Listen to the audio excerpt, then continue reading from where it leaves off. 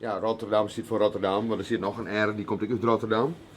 Nou, hier nu Tiel, Utrecht, Oud-Beijerland zelfs.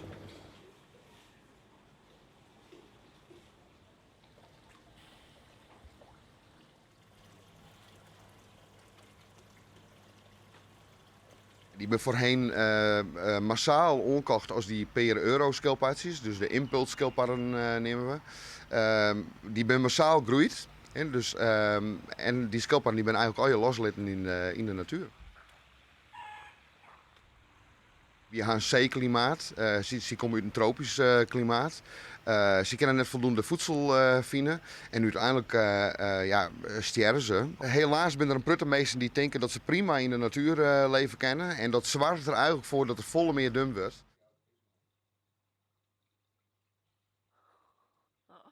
Een oplossing zou wezen dat deze diersoorten zeg maar, ja, ja, verbingen worden.